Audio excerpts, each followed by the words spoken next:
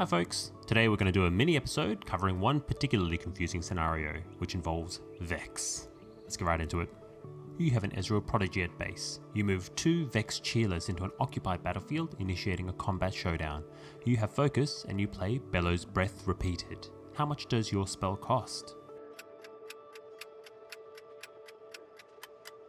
Nothing. Firstly, let's go through how we determine the cost of a spell. First, you determine whether there's anything that allows you to play the spell for free, for example, hidden. Next, you apply additional costs in any order.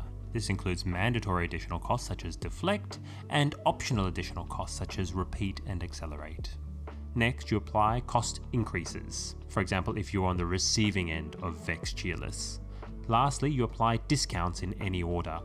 It's only after all of these steps are complete, then do you actually pay the cost that you determined. In this scenario, Bellows Breath costs 2 energy and 2 power, as it was repeated. Think of the steps that we just discussed as creating a pool of costs that you must eventually pay. Remember that Vex has a floor of 1 energy below which she can no longer discount. So, the 2 Vexes will reduce the cost of this spell down to 1 energy. Do not let the idea of base costs and additional costs confuse you here. It is not relevant yet. Vex discounts the pool of costs regardless of where the cost has come from. After this, Ezreal can now apply his discount. As Ezreal does not have a minimum set for his discount, he can reduce the cost of the spell to being free. Bear in mind that his discount can only apply to optional additional costs, so think of it like the Vexes have reduced the cost of everything else, leaving behind only 1 energy that was contributed by the repeat cost. Then Ezreal takes care of that 1 energy, making it free. Now I've got 2 additional points to highlight here. First is Deflect. Remember that we applied mandatory additional costs to the spell when we were determining the pool of costs we must pay. This was applied before discounts were applied.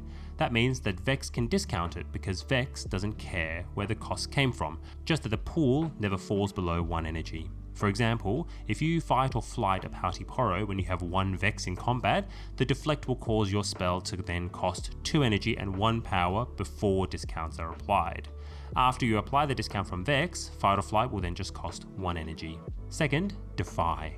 I've seen some confusion about Defy, which only sees the printed cost of a card and how discounts, taxes, and additional costs apply and modify costs.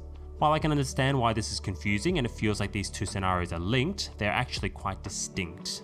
When discounts apply, the conditions in which they apply are written on the card itself and do not inherently distinguish between base cost, additional cost, or anything else. For example, Ezreal, who only applies his discount for optional additional costs, as opposed to Vex, which just discounts all spells. Compare this to an effect like Defy, which wants to figure out what a card's cost is. This always uses the base cost, so the costs printed on the card. Think of it like this. Discounts, taxes, and additional costs only affect when you're playing the card. After you play the card and it goes on the chain, the game won't remember what you did to play the card. So when you play Defy, which needs to assess whether a spell costs more than 4 energy or more than 1 power, the only information it has available to it is what's printed on the card itself. I hope this was enlightening and clears up a bit of the confusion around this card. We're going to be seeing Vex more often now that Alan's shown a light on her, so hopefully this has armed you with more confidence in managing her interactions moving forward. Otherwise, have a good day. I'll catch you guys in the next one.